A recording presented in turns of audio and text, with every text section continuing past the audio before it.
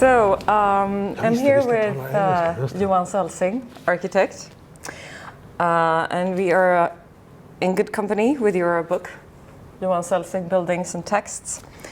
And for a reader of architectural books, or books on architecture, this is a somewhat, if I may, unusual publication, collecting a wide variety of material, a wide variety of representations of architecture, photographs,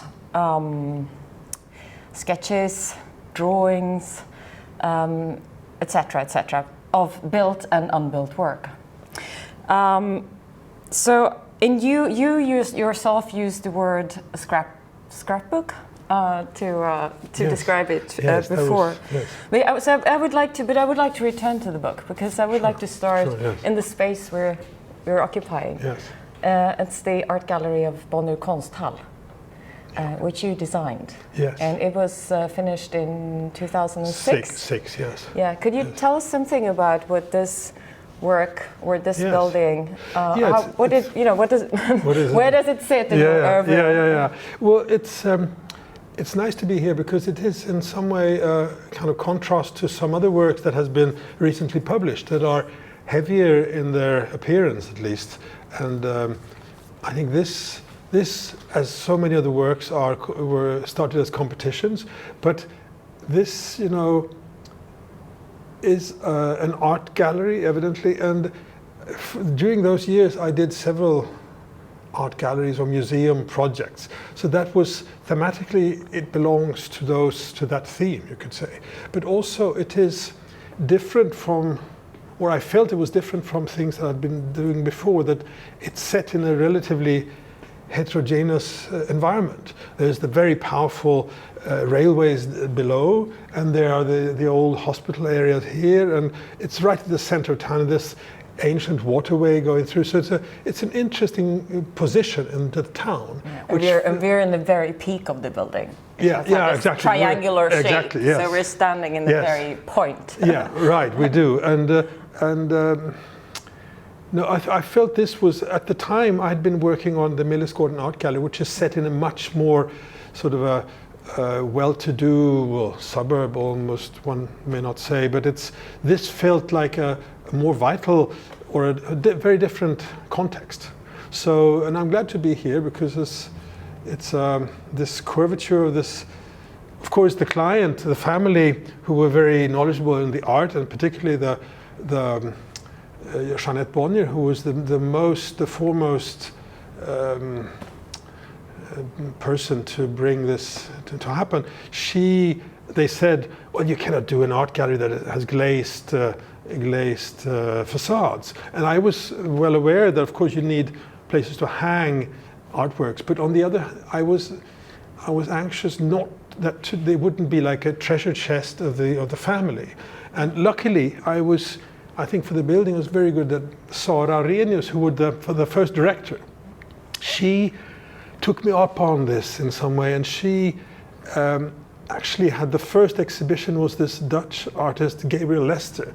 So the first inauguration, the first vernissage of exhibition was there were hundreds of people standing outside, seeing works projecting from the inside on the walls when the building was not yet finished. So it was wonderful how Sara could sort of make use of the glazed building for the artworks. So, All right, good. So let's sit down and return to the book, because there is a before and an after Bonnier Konsthall in your work or in your oeuvre.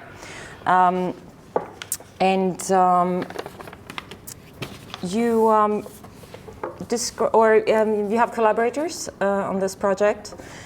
Photographs taken by Joanna Marinescu and the graphic designer. I'm so sorry. Anders Ljungman. Anders Ljungman. Yes. Yeah. So I would like to start with the images. Could you say something about the collection of images? Yes, I've been very fortunate to collaborate with Joanna Marinescu, who is based in London, but for some 15 or so years, and she's a wonderful photographer, I think, and we have an interesting report, and so, but there are other photos by other people such as Fabio Galli and many others, and Hans Gedda as well, but I think the work of Anders Ljungman was important. I mean, he's the graphic designer, and as with every work, you know, you have to realize that there are professional people in other fields that know things about their trade that you don't. And in the case of Anders Ljungman, the graphic designer, he sometimes selected images or sketches and so on that I felt was, no, that sketch is not so interesting. But I had to then follow him. So it's an interesting, and sometimes Joanna wanted to have certain photographies in the book. So it was an interesting collaboration with those people that I know since long. Yeah, and what about the relationship between your buildings and the way they're represented in photographs? What does that mean to you, or how do you look upon that relationship? I mean, I very often take photos early in the process, I mean during construction, but often photos that I take are also in a way the same views that I've sketched, I've outlined, I sort of thought about the building, how it appears in the context with sketches, and then I do the same in a photo, and then frequently I give those photos to someone who can do them properly. So this is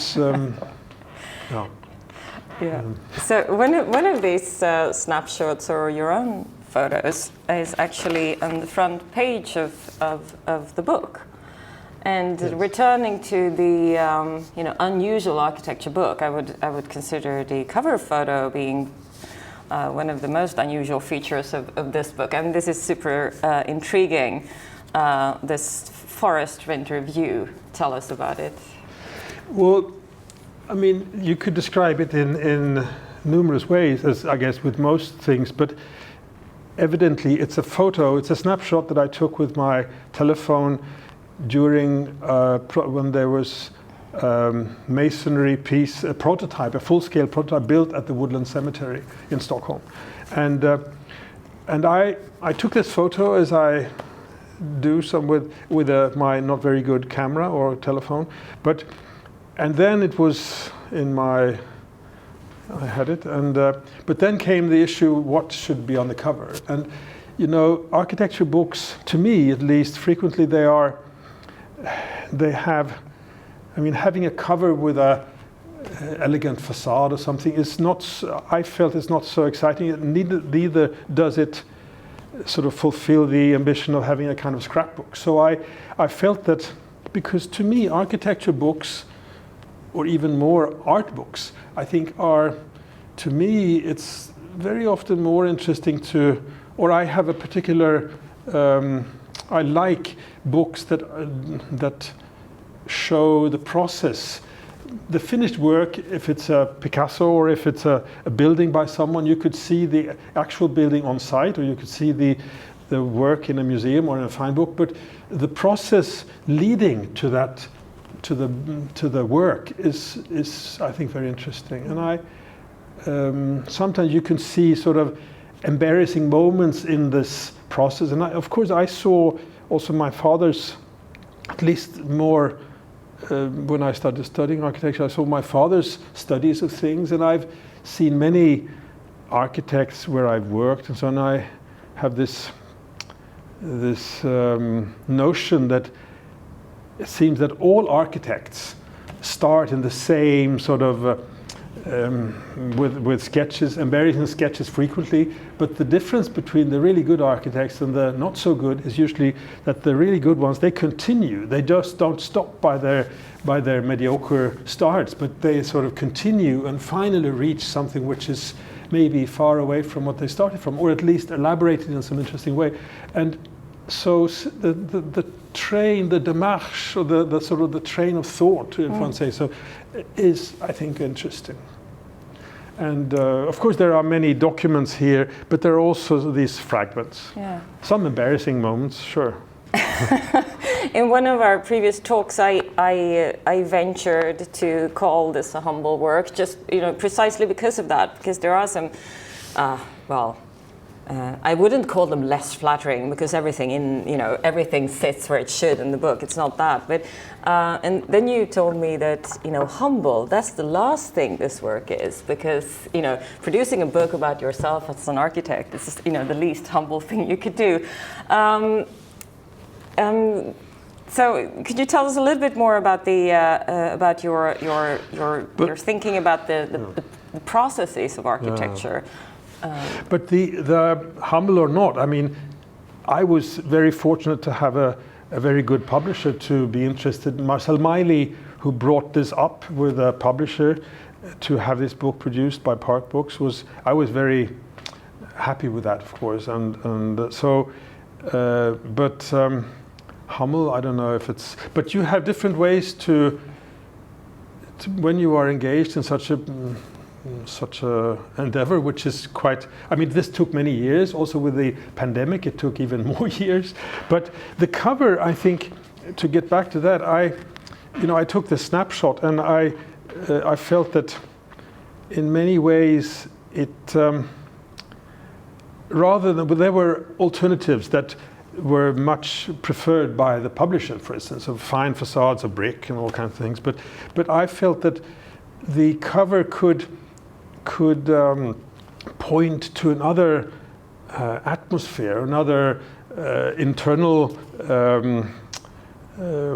how I felt at the time. And I think that architecture is so, our work we're so dependent on getting so many people to do the same thing, listening to a lot, certainly, but also to be very sort of give a direction to things. And I think I did this for decades, and I trained to have people following my intentions. And of course, this is important. Then you need to listen to. But at some point, I felt that there's so much that you don't. The production of buildings there are so many people involved. There's a risk that there are other aspects of life that are rarely, should we say, the hesitations or what is broken. And there are many aspects of life that are not somehow, that are difficult, that buildings don't harbor as well as other media. And so I felt maybe this cover in some way touched on sensations that are less powerful. The omnipotence of architecture is, I think, a limit to its nuances. And I felt that this, and then as it happened at the time, I was very, and still of course, but I've been so interested in Dante and the comedy. And of course, you could also say that during those years when the building, maybe 10 years ago, when this shot was taken, I was very interested in this. And as it starts with nel mezzo del cammin de nostra vita mi ritrovai per una selva scura che la dritta via era smarrita, which is, of course, he is in midway of his life. He is in a selva scura, which is a bosco, sort of a dark wood. And in some way, this also is a kind of dark wood, if you like. And this working on this crematorium was really thinking, how would you reach this building as a mourner, as a lone mourner in the wood? So it somehow touched on my personal sentiments, but also on issues that had to do with the work. But still, you could also describe this as it's a realistic photo of a building site. Yeah, that's so too. It has several many layers, or many possible interpretations, and also Yep. But you asked something. I probably no. I think we can. I think we could move on to the texts, because there are several texts in the book by others and yourself. Claes Kaldenby and Wilfried Wang, among others. Yes. But there are also a couple of texts that you wrote previously in your career. And for this book, you added a newly written text, which differs from the rest. Could you tell us a little bit about that, and also why you felt you needed a final chapter to the book? Yeah. Well, needed or not, there was the pandemic, so everything was postponed, and so. But I felt that I think someone asked me to describe something, and then I expanded a bit on that, and then some other discussed my father, and of course my father, Peter Celsing, who's a very important Swedish architect. I started thinking about, or should I describe something of my relation to him, and then so that text is really a kind of very short, but a sort of a biography of sorts, where I touch on what I remember as a child of him as an architect, but also on more recent things in my professional life that regards texts. And and also it's described my studies. During my studies of architecture, I was frequently hesitating about architecture or art, and I studied painting and sculpture for quite a few years, and then apart from my upbringing, a lot of my strongest inspirations came from, I think, from artists. They could be from if they were Brancusi, or they were Giacometti, or Corot, or Manet, or a variety. So the art, and that's kind of the visual arts. Whereas I think that over the years, my earliest buildings were also very visually oriented. Whereas later on, as much as I've worked, I somehow feel that the vanity of the visual is so, in architecture, is so. It's a difficult and interesting question. So I feel that inspiration, or my reflections on architecture now is much less visual. And also. But what more specifically, what kind of role does writing have in your creative work as an architect? Yeah, but you could consider yourself a writing architect, for example. Yes. I never much thought of them together. Having taught at the School of Architecture for many years, I've of course had to present and discuss why certain buildings were of interest. So I think that has sort of made me, some of these texts, the earlier texts in the book, come from that. But in this final text, I brought forward some text on the things from why the sentiment of the Iliad, for instance, when the beautiful ending of the Iliad, when Priam is meeting Achilles as his lodge, and this conversation between two people that is so touching, it's so strong, and such not sentiments, but aspects of life that is less, not necessarily visual, not even tectonic, but they are somehow. What matters is, of course, the building needs to shelter an activity. That's, but for the rest, so later in the crematorium is really very much like a heap of earth or a stone in the forest. That was the motto. So, whereas on the inside, as you enter, there are sort of cavities that are completely white, and probably, hopefully, has a kind of clemency to those inside. But what fascinates me when talking to you and when reading your texts and also flipping through the images of your work is embeddedness in cultural history in different ways. And I know that you're studying Greek, and you've been doing that for several years, and you're absolutely fascinated about it, as far as I understand. So, and it's so overwhelmingly present, both in your references to precedents, works of literature, works of art, and it surfaces all the time. Could you just tell me a little bit more about where does this come from and where is it heading? Where it's heading, I have I'm completely at a loss. But there's a certain shift. Maybe one could say so if the earlier works, for decades I had a very strong.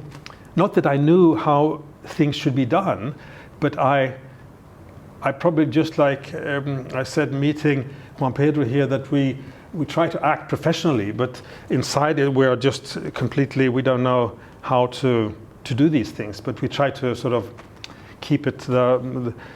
I've been, the aspida, what is the shield? We have a shield of the professionality which somehow keeps things there. But the thing about history, I never looked at myself interested in history particularly, but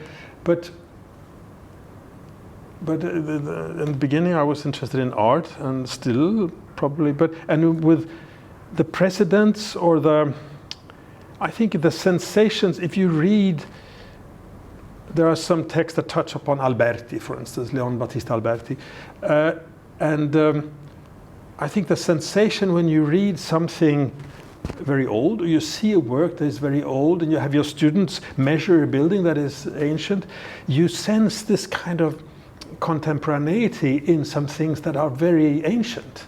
And this goes for built works, and when you measure something that is already built, it's like you're getting in contact. I had my students to measure one wonderful little building by Dimitris Pikionis in Athens, and I think it's this sensation when you measure something which is built by someone, you somehow engage with how it would, because you find inconsistencies in what seems to be regular, and then you somehow, as I see it, you sense the kind of, you can get close to the author of the work, and you sense what he is doing. But also other things, like I told you about, I'm reading since long Aesop, the myths of Aesopus, the Greek writer from 500 before Christ or something.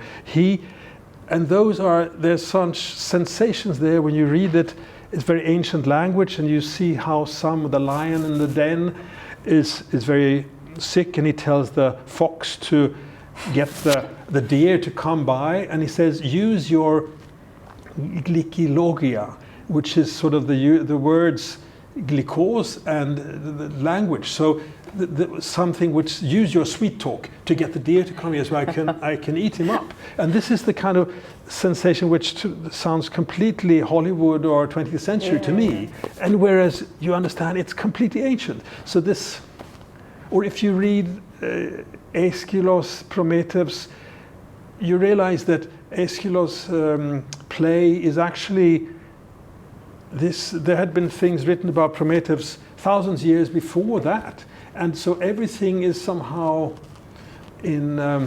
we are, of course, this is a kind of old man's comment, but I think that we don't have to be so to realize that things are longer than our time, and you could be a geologist and have such sensations as well on the And mustn't it be very beautiful then to contribute through the work of architecture, which expands slightly longer than a human life, doesn't it? Yeah, well, some of it does, but also, or is intended to at least. But I've also been discussing sometimes, writing some things on the materiality, because also if this particular building is sort of glazed and seems lighter, but some recent works that I've done are brick and very seemingly heavy, which is maybe on vogue sort of today. But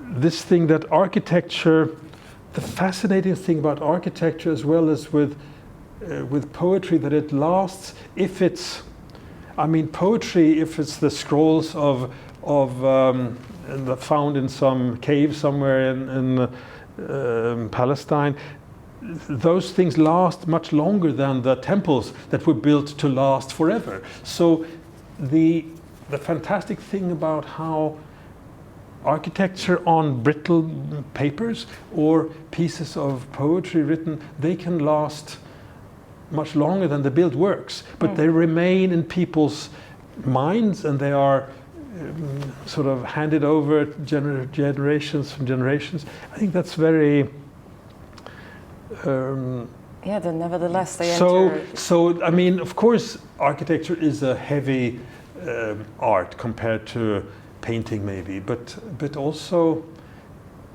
it's not necessarily that which makes it so interesting.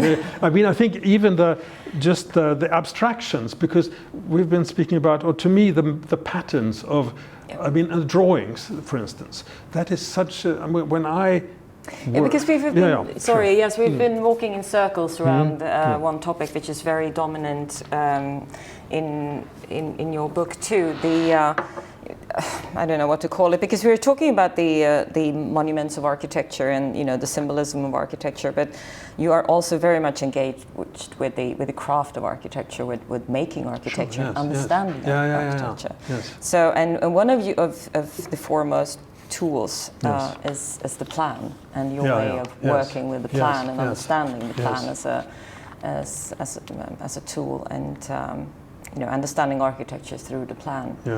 Could you give us some examples of? Yeah, I mean that's true. The plan to me, or the drawing, you could say, but particularly the plan is such a wonderful instrument that it has the abstraction, which makes it, you could do on a very small piece of paper, you could design quite an elaborate building, and you have no sense of the materiality of it and of the colors or of the height or so, but it does still give quite a profound character to the work. And I think this is very, and the wonderful thing is that it's also you can interpret it in various ways. So it doesn't say, for instance, how the building looks, but it does say how the small parts, the small rooms relate to the large works. It does say a lot, but it doesn't say everything. So that's a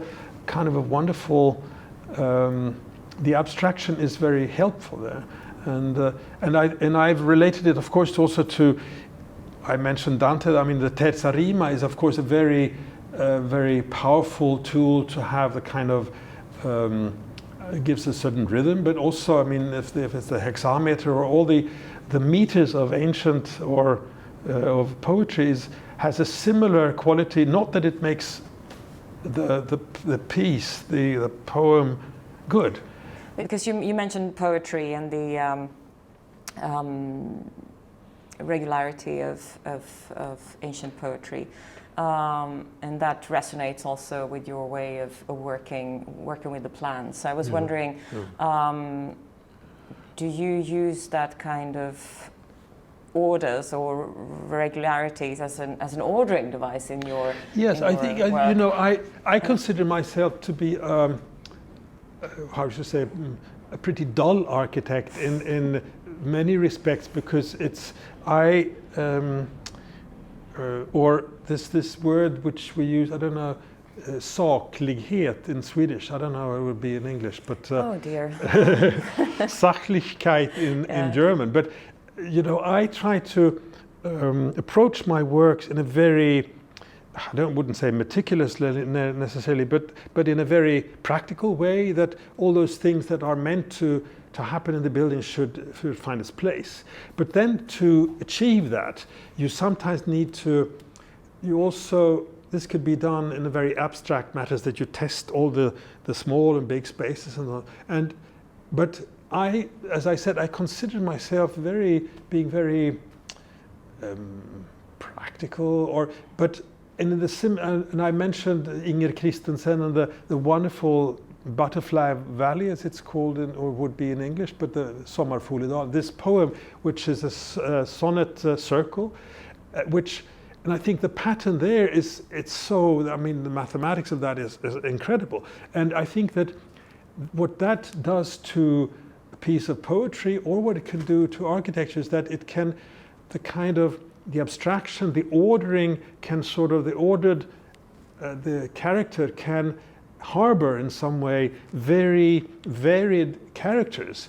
And in her case, in Inger Christensen's, I would say it's her youth or her love or her death, and I mean all those very difficult aspects of our lives that can somehow be brought together without being too private in the piece. And in the same way, architecture can, I think that you can find nuances by you're assisted by the rigor of the abstract patterns. Yeah. That's my. But isn't there a risk that it also requires a certain kind of literacy, and that these qualities so. Escape? No.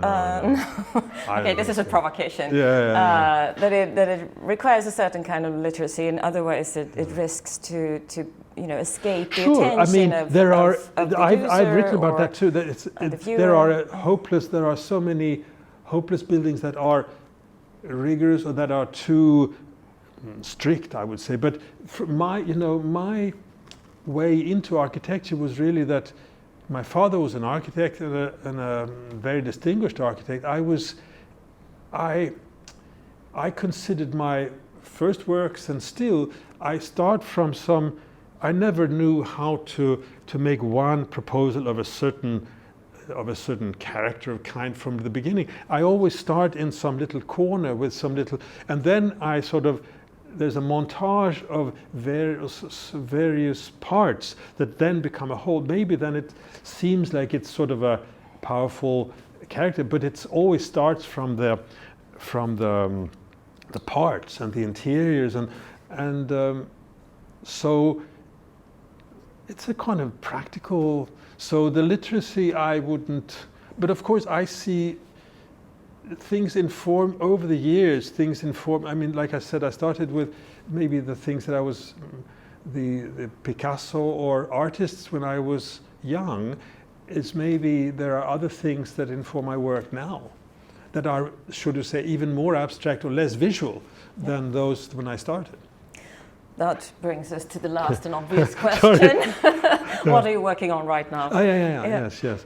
Well, it's funny, I've been, this Bonnier building is an art gallery, evidently, and since then I've had several works which has been important in probably, and I forgot to mention it earlier, but of course in my working on ritual institutions, where you're going to bury your elders or or the church where the rites of passage are taking place. Those are very interesting, really interesting things to work with. But now I'm back. I won a competition for an art center in Finland next to this wonderful Alvar Aalto's Villa Mairea, which is in a city called Pori in Finnish, or Björneborg in Swedish. So that's an art gallery all in wood, and it's set by a fantastic little waterway with rapids. So it's a very rural situation. It's completely different from this, though it will contain a similar activity. It's an art center for the family Ahlström och Gulliksen, and so this is the ongoing thing at the moment. Okay, very good. It also closes the circle. Thank you so much, Johan. It's becoming extremely hot here, I have to say. That's the downside of sitting in a house of glass. Yes. Thank you very much. Thank you.